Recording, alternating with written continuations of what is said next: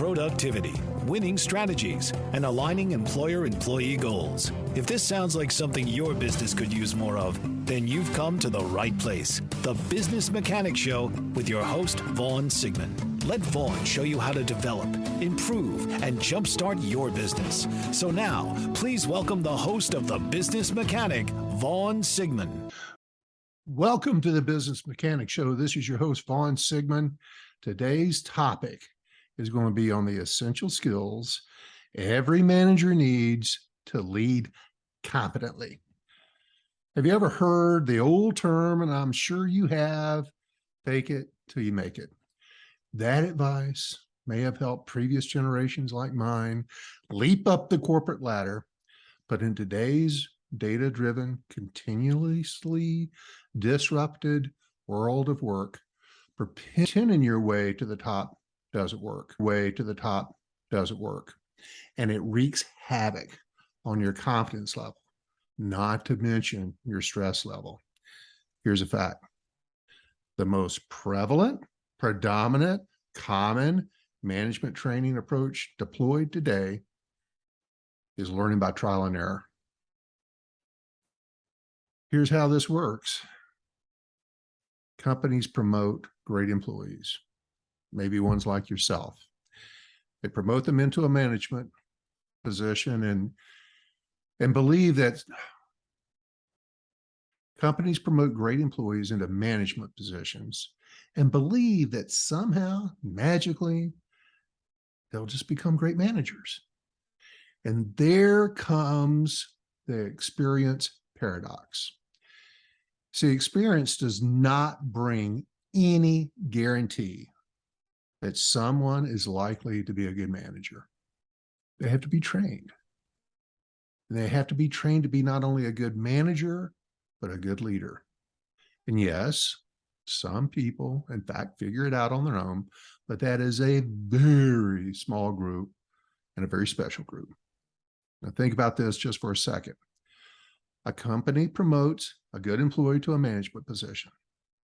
Happens thousands of times, maybe more, every day. But what they don't realize that the statistical chance that this newly promoted manager will be effective, be successful, is pretty low. In fact, according to Gallup, and these are statistics from multiple reports, and I also checked this out on multiple data sites, 80%, somewhere in the neighborhood of 80% of all managers, new managers promoted, fail. 80% failure rate. Wow. So what happens? What happens to these managers? Well, they stay on and they continue with poor leadership and the poor results that poor leadership brings. All the time, these ineffective leaders, and they don't want to be, they're not trying to be, but the only excuse they have for things not working out very well, for not getting their jobs done well, is they want to blame it on their employees. You know, it's really hard to hire good people. Sound familiar? Well, friends, I've been hearing that since the 70s. That has nothing to do with today and today's employee or generational. It's been a challenge for decades and decades and decades. So back to these managers. These managers in position, they're failing 80% of the time. And they either quit because it's uncomfortable for them, or they get fired. Less likely. But most likely is they stay around with their ineffectiveness. And that may be you. And the fact that you're listening to this today says a lot about you, a lot of positive things about you. But these bad ones who leave, they get recycled. They get recycled due to this experience paradox. This experience paradox is prevalent in a lot of positions and a lot of companies. But think about this, you know, this person who quit or got fired, they go on Indeed or Monster or someplace and post the resume, and a company comes along and says, we need a manager. And oh, this person has experience actually in the industry that we're in. and they hire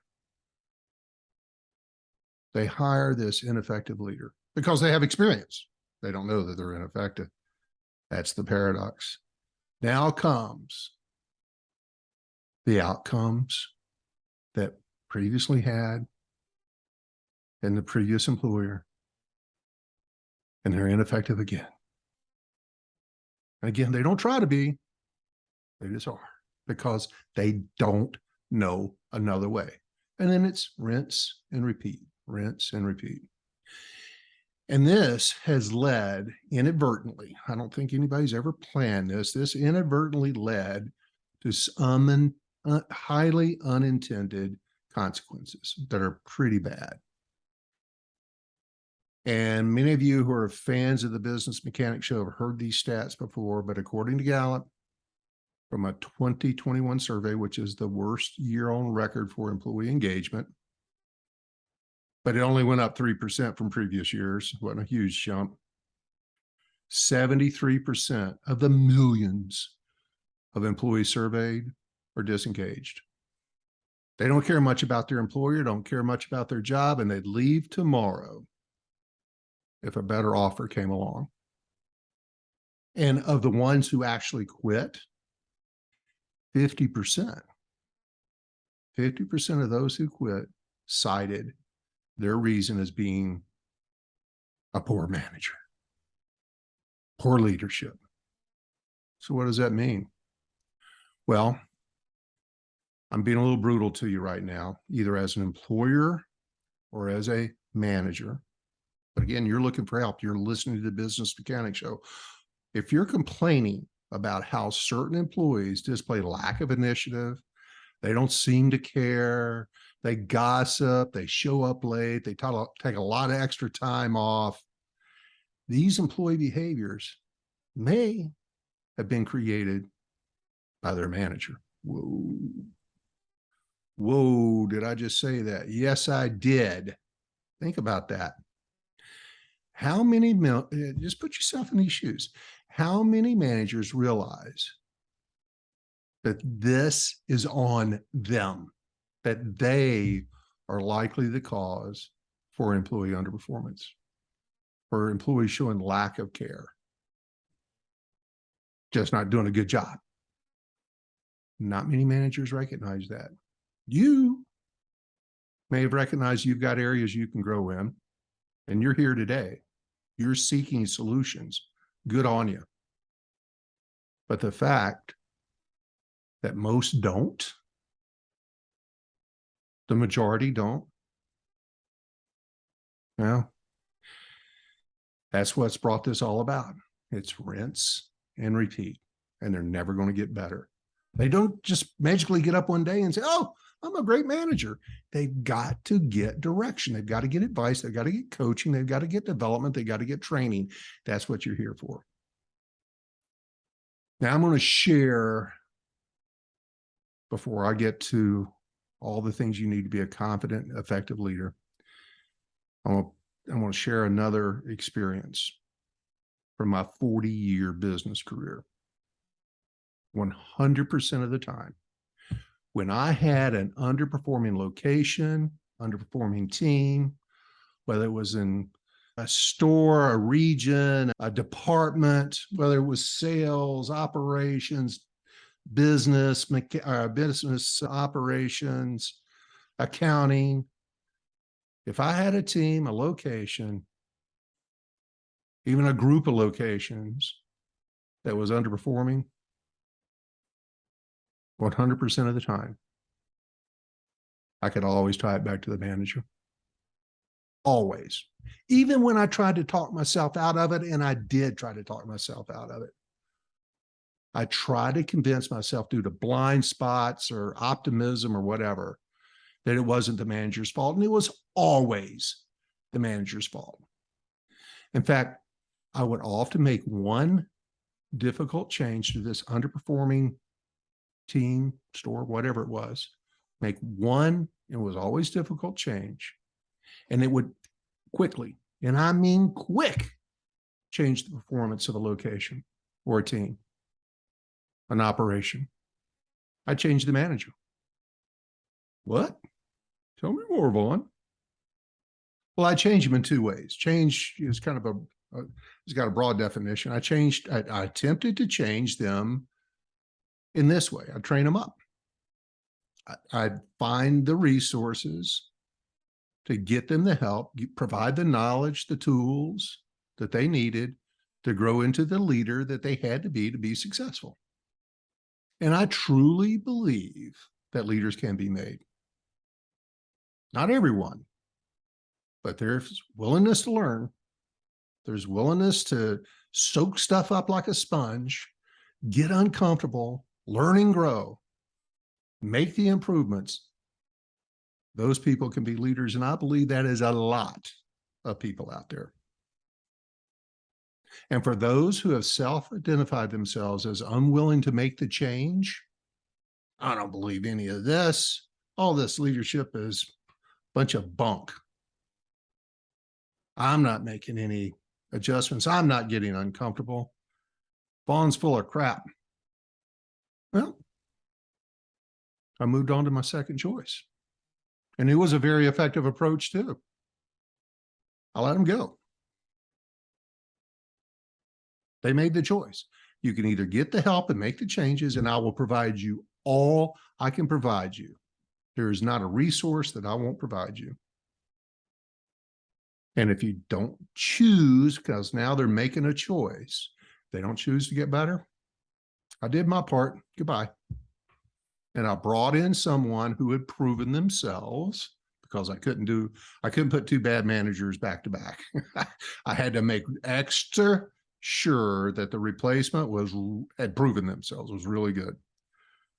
So I replaced them with someone who was effective, proven themselves effective, or willing to learn how to be a great manager and leader. And I can assure you this, those managers that I let go, the ones that today are struggling, maybe you have recognized you got opportunities to get better at what you do. No manager gets up in the morning, goes to work intending to do a poor leadership job or poor management job. Unless they're a psychopath, I don't think anybody gets up and goes to work wanting to do a good job. They just don't. But here's the facts. They simply don't know what they don't know. And if they're willing to get some knowledge, make some changes, they can be great. But it takes work. So that's the challenge. And they don't know because they rarely have a manager who is willing to give them the feedback. That's a whole nother podcast. But most bosses do a really crappy job of performance feedback with their managers. Let me point this out. I got to get a shameless plug in here. I have a great development and coaching solution for that point. And if you're a boss of managers, you've got to learn more. Contact me, Vaughn at rdltraining.com. Our website is rdltraining.com. Send me a contact message, send me an email. That's RomeoDeltaLima.com. Hey, while you're there, check out all the other services we offer, the development, coaching, all good stuff. You might find something else you might be interested in while you're in there. But back to the point, you can make your team much more productive and effective. So let's talk. I've got the links to the website and my email down in the show notes. So scroll down. Let's talk. Now, let's move on to the meat of this. This is the point at which managers can become great leaders, when they are provided the training and coaching in the areas they need to improve. But they've got to take this training, they've got to take this development and apply it. They've got to apply this knowledge. That's how we learn. We've got to practice the skills. And when they do that, they emerge as more confident and effective leaders. And again, by listening to this, you're proving that you're one of those. If you're a key decision maker in any organization looking for help for your management team, or your entire team, this is where we got to go. You got to provide training. You got to help them out. Maybe you need it first, but let's work on your team. You got to give them the feedback. Now, let's talk about this leadership thing. This applies to both bosses of bosses and managers of teams. In the age of transparency, people will absolutely see through any bluff, bluster, or faking. You know, I started out this show with you fake it till you make it. It won't work. They'll see right through it. You can't fake it, friends. You have to be genuine. You have to be vulnerable. You have to admit you don't know certain things. But let me tell you, there's one thing that if you get this right, you'll start winning the hearts and minds of the people who work with you.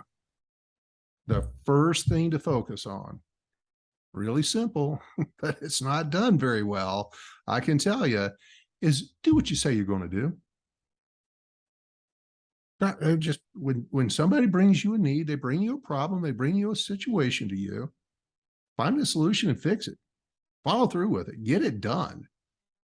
Don't be one of these people that says, yeah, I'll take care of that over and over again during the course of a week.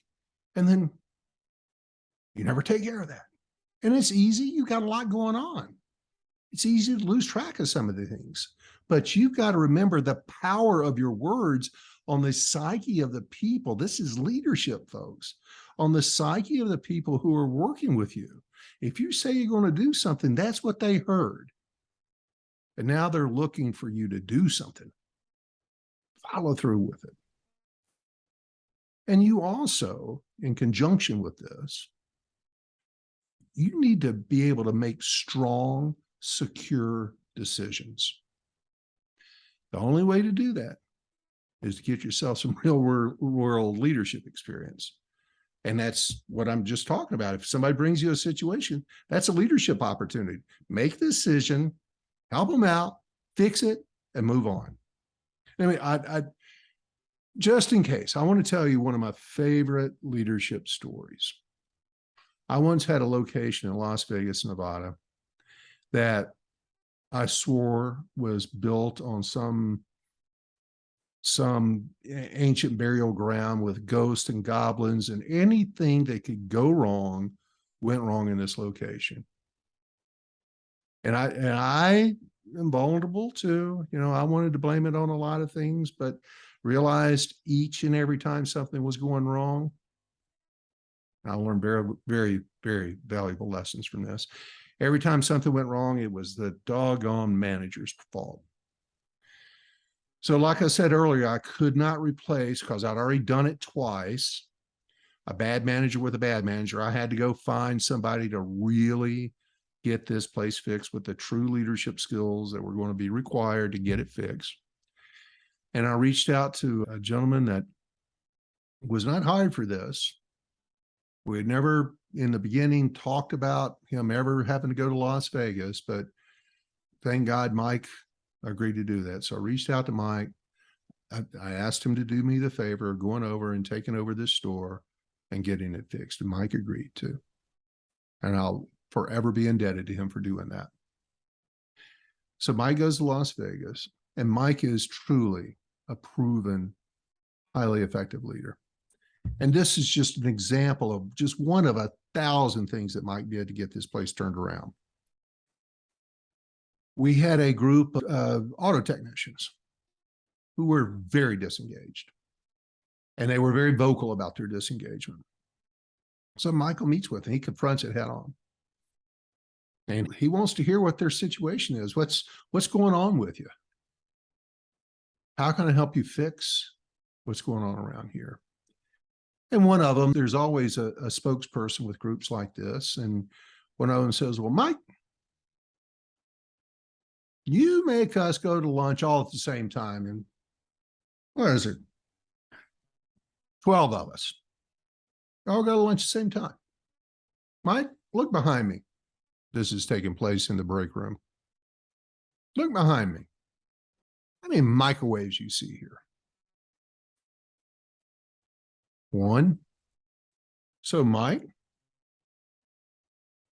how do you expect 12 of us to come in 30 minutes get all our lunches warmed up in one microwave, eaten, and back to work? Huh, Mike? Mike says, you got a great point. Let me do something about that.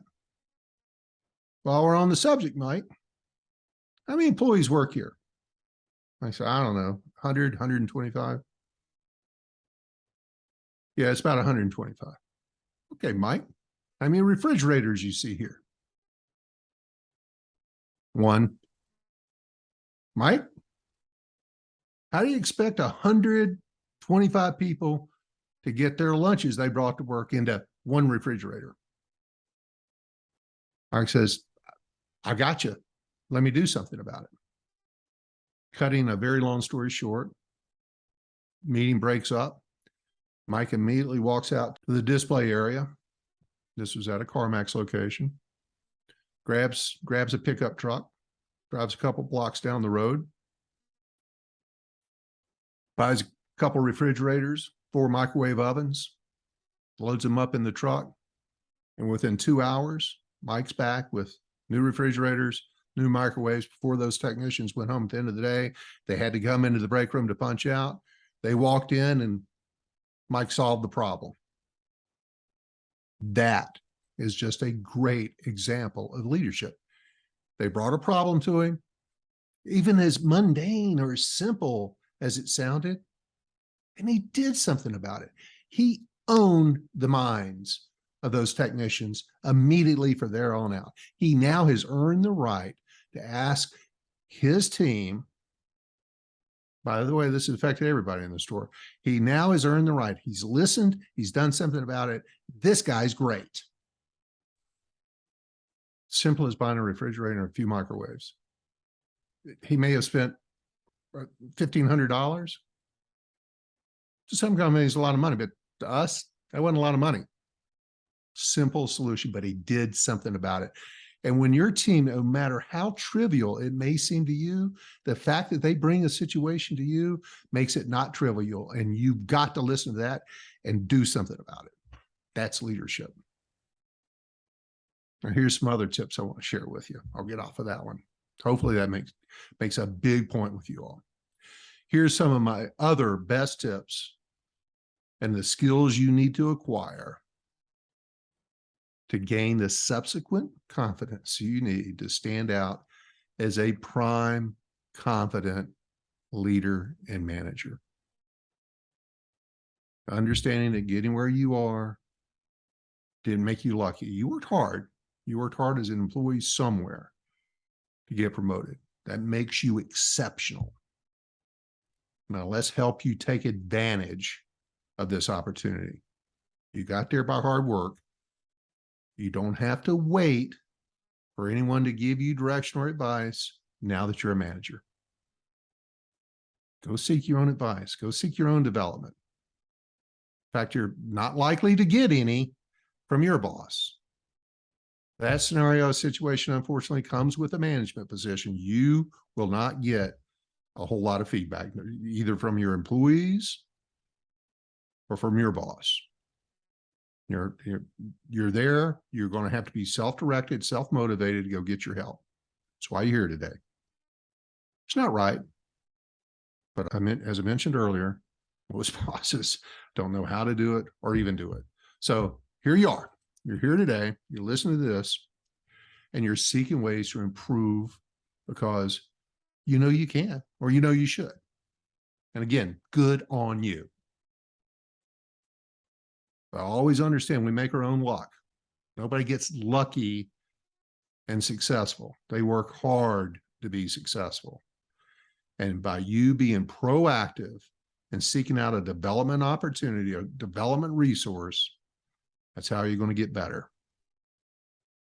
But you can read all the books in the world. You can listen to all the podcasts, watch all the videos you want to. But you got to practice.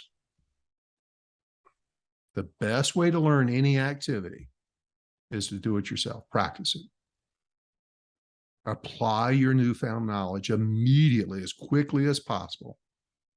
You read a leadership book, you listen to a podcast, you read an article, a blog, you get something that resonates. Yes, I need to work on that. Pick one, maybe two things at the most. One's the best. Work on one thing you want to improve on. Study the topic. Go get as much information as you can to YouTube and blogs, and podcasts. There's unlimited amounts of resources for free for you. Then identify that element and start working on it. Keep it short, keep it simple, take it one step at a time. But just keep getting better, a little better every day. Get 1% better every day.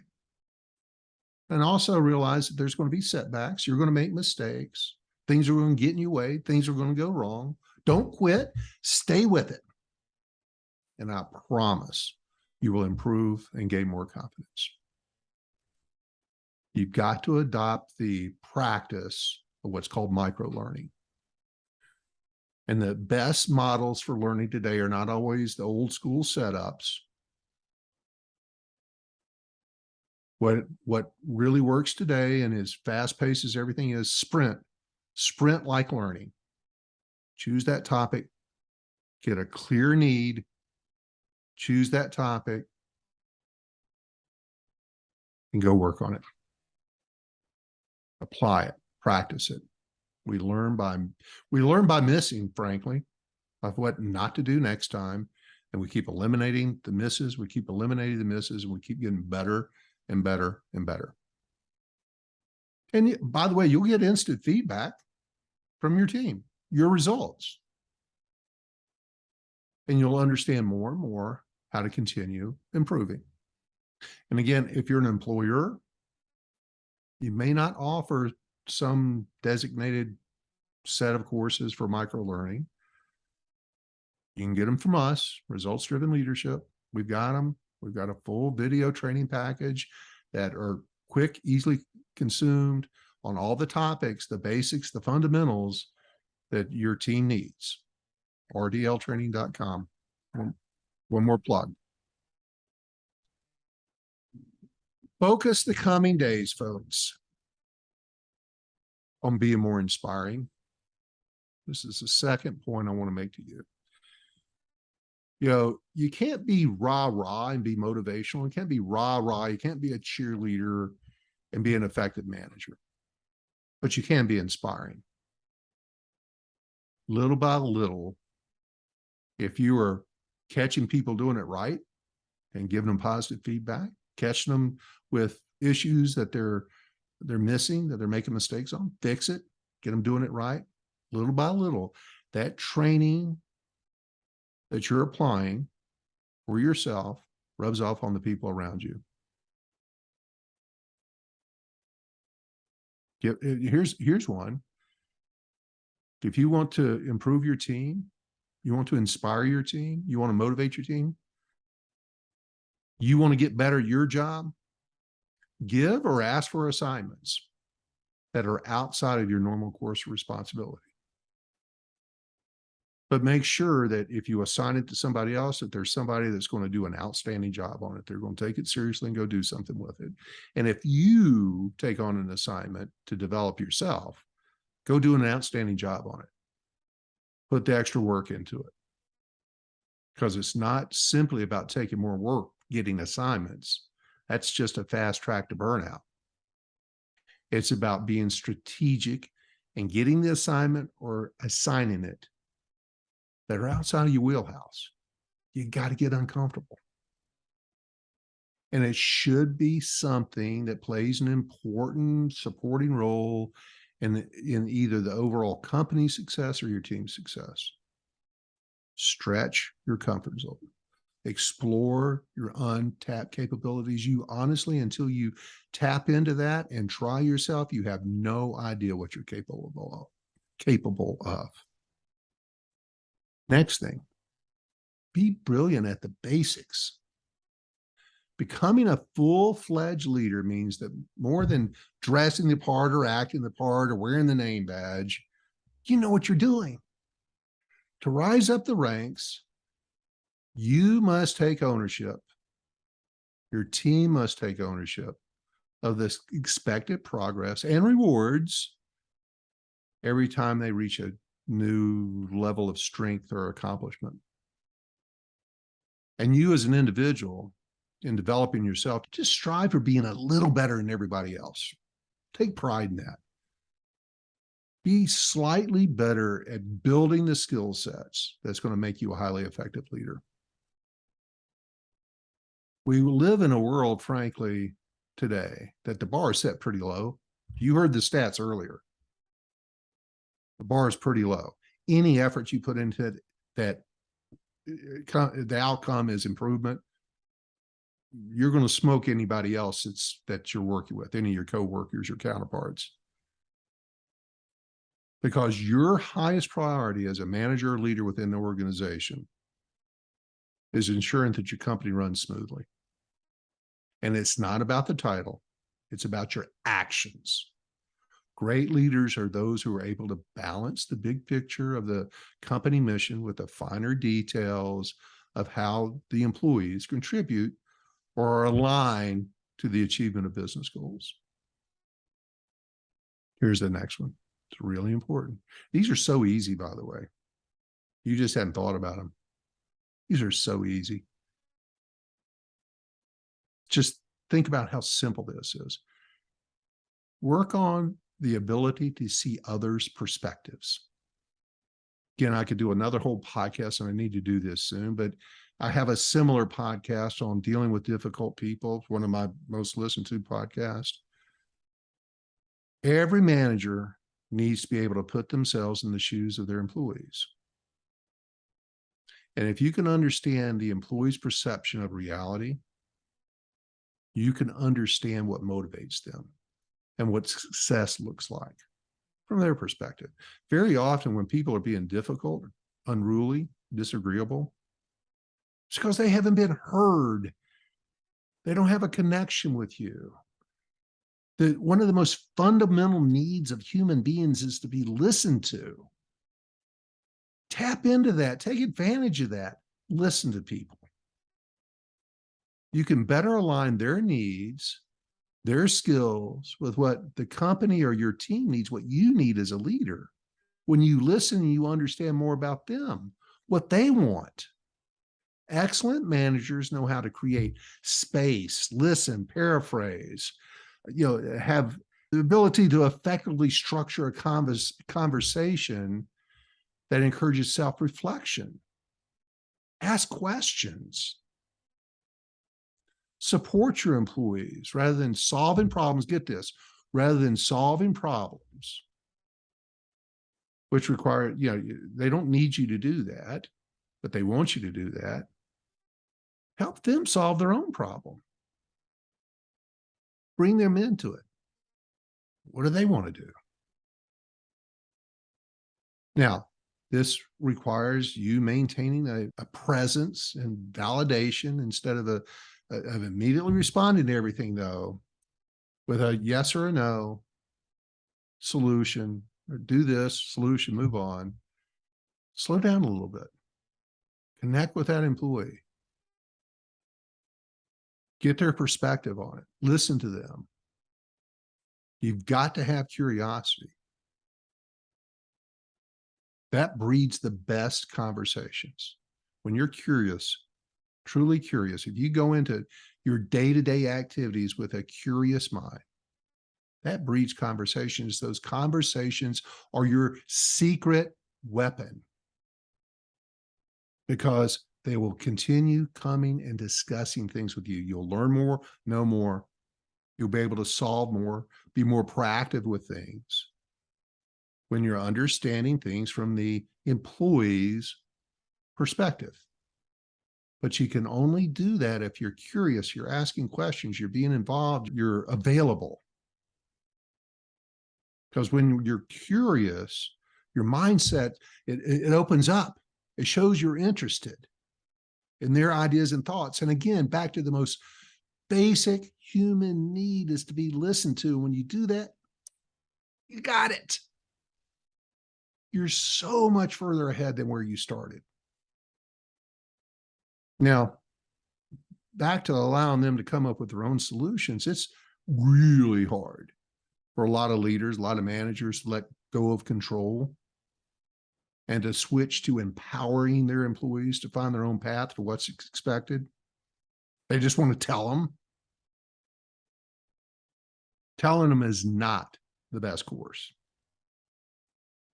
You got to work on your ability for drawing out of them, the creating the self-discovery they need to get done what they want to get done, to improve, or to simply solve a problem. Self-discovery. And then, which brings me to the next part of this, the next skill that you need to have is the ability to ask open-ended questions. Because in our rush to just solve problems, because we've got 100 of them a day we got to deal with, we just want, boom, give them the answer, move on, boom, give them the answer, move on. Slow yourself down, because this brings you less problems. If you will do this for a period of time, ask open-ended questions: who, what, when, where, how. One of the greatest leaders I ever worked with said this to me once: my job is to listen to what everyone has to say, and if needed, make decisions or do something about it. But I had to listen. But I can only listen and do something about it if I have all the information. You got to ask questions. Keep asking questions until you have all the information you can. And listen, for sure, always remember, there's 3 sides to every story. Get all the information you can before you create your own paradigm or opinion on what a situation is. Because if you go into a situation uninformed without all the information and all the perspectives from all the parties involved in the situation, you go in guns blazing, you're setting yourself up for a big fall. It's going to be painful. Slow down. And don't ever do it when you're emotional. Something's made you mad if you're worked up. That's all in my communication training, but I'll offer again my 24-hour rule. There's almost nothing that has to be dealt with right now, unless we're evacuating because of a fire. Slow it down, give it the 24-hour rule, deal with it tomorrow when your emotions are settled. That's a tip. But back to communication. Communication is one of those skills that the better you get at it, the better and more confident you'll be as a leader. You've got to be effective at leadership. Being able to communicate your thoughts, your needs in a positive, constructive way, that makes all the difference. Yet so many managers, and they don't know any better, they don't know what they don't know, but so many managers believe that telling is communicating, and it's not. You have to create dialogue and abandon the one-way monologue with your employees. This is just one of the fundamentals that when you become a manager, you've got to be able to develop and learn and be able to deploy. You cannot monologue your way to success and being an effective leader. You can manage that way. Yes, absolutely. You can manage that way, but you will never become a confident, highly effective leader. You've got to create dialogue, ask questions. It's something you really need to work on, be conscious of. If not, you're never going to move to the next level. You're going to be stuck. You'll never get all the results that you or your team are capable of. Next tip, you've got to be proactive and have the ability to adapt. Leaders must be able to adjust their management style, their communication style in response to different situations. So I'll just give you a quick example. During the COVID crisis, I had to transition quickly because I could have lost my business very quickly had I allowed others to control what was going on. No, I'm going to take control. So I had to transition from my usual coaching leadership style to a more decisive, immediate, centralized approach to manage all the information that was coming out. I had to help my clients navigate uncharted waters and help them make decisions at a speed that was necessary for the time. And I had weekly webinars. I had weekly coaching sessions, sometimes daily. It was a complete change. I was putting out information like I'd never put out information before. And my business grew at 150% during one of the worst years ever because of that proactiveness, my awareness that I needed to adapt. I made something happen rather than things happening to me. And I can tell you, I've heard through multiple pipelines that many of my competitors really suffered during that time because they did not take the approach that we did. And I can tell you, my partners joined on this too. We got together one Saturday morning and said, there's no better time for us to be the greatest resource in the history of training and coaching. And we did. We produced a lot of great information and helped a lot of people navigate. But it sounds like I'm bragging on me, and I am a little bit, but it's the example of, and I'm having these conversations right now around inflation and different things, is how's that going to affect your business? What are you going to do about it?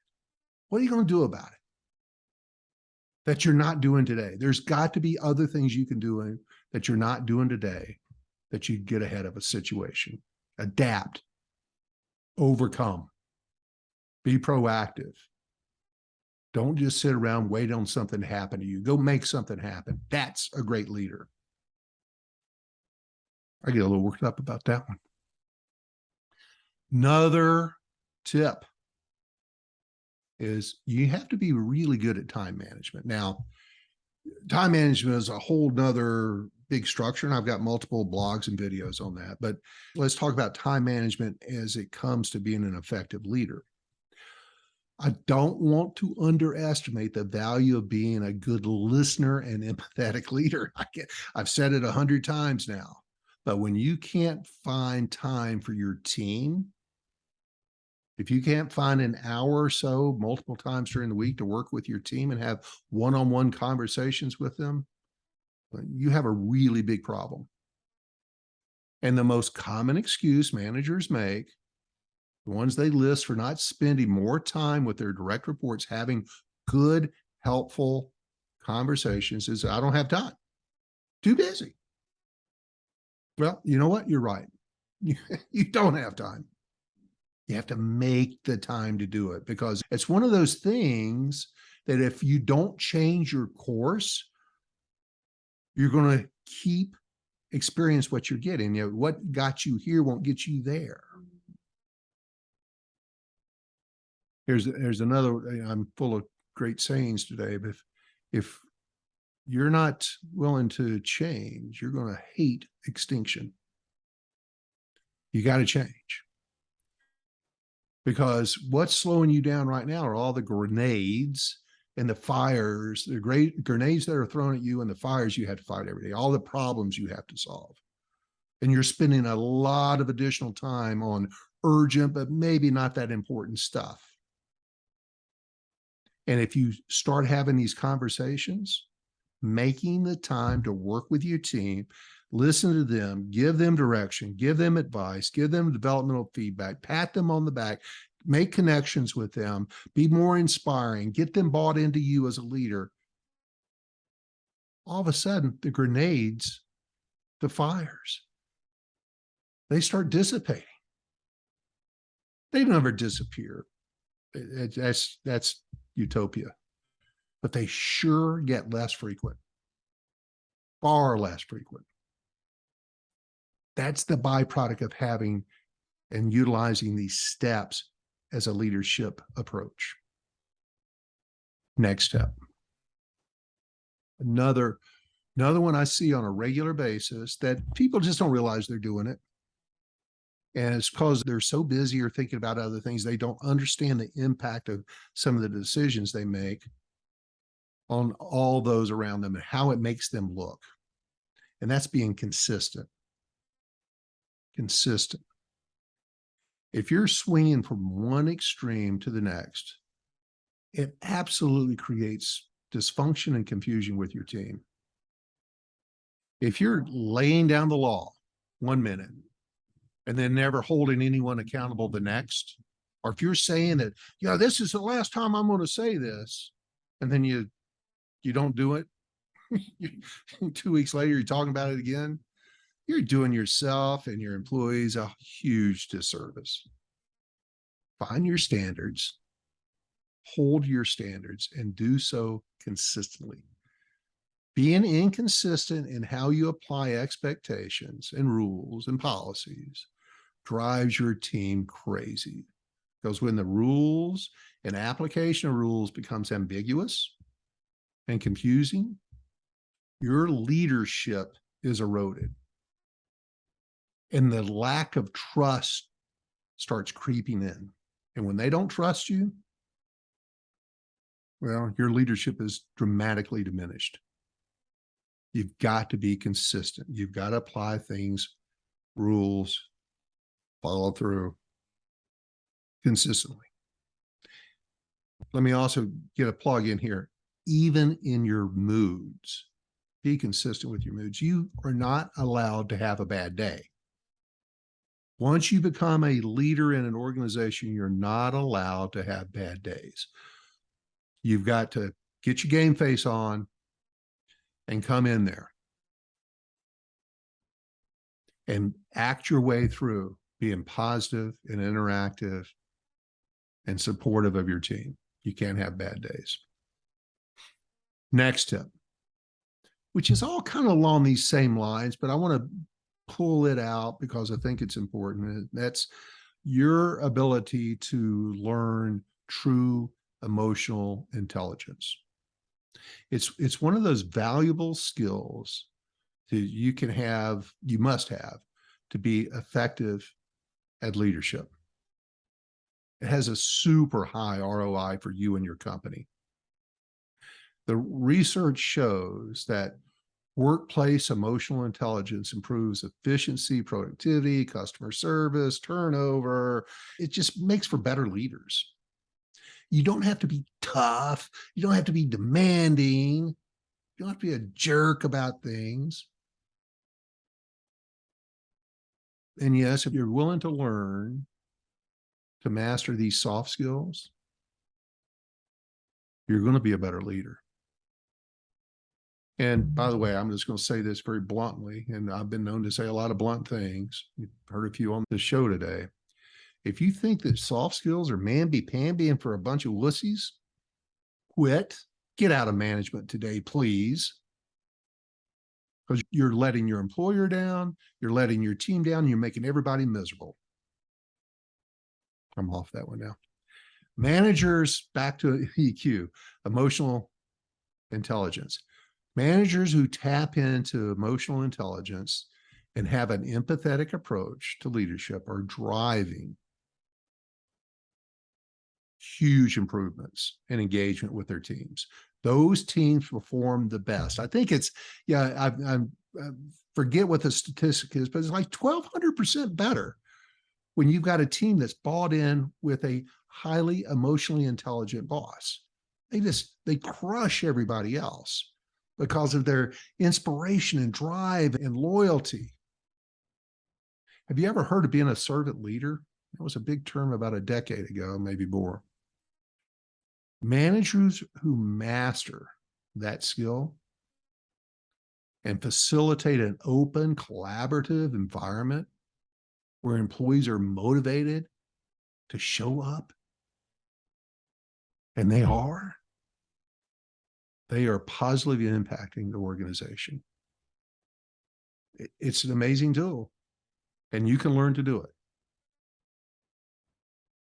And it's one of the underlying things of all the tips I've given you today is you've got to be emotionally intelligent. It's about them and understanding their needs.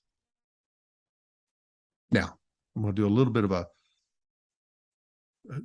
jerky reversal here.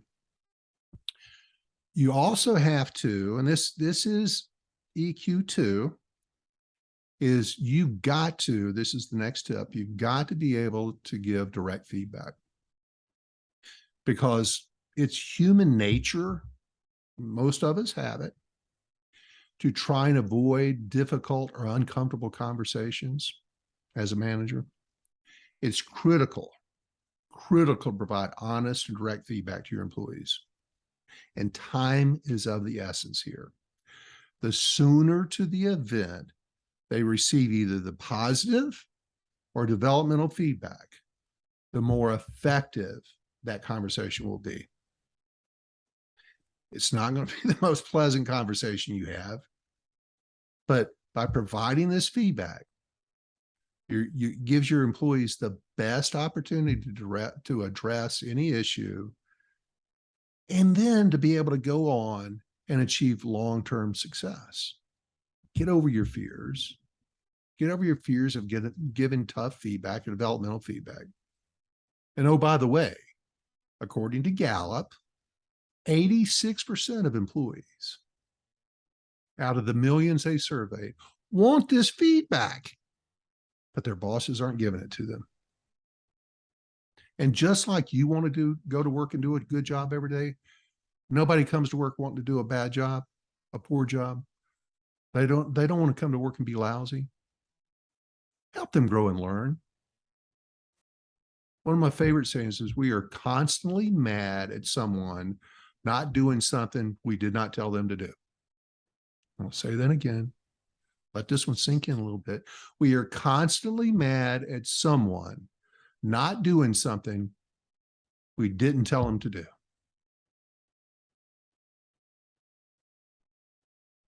How many times you got mad, either at home or at work, frustrated, worked up with someone who's not doing what they're supposed to do?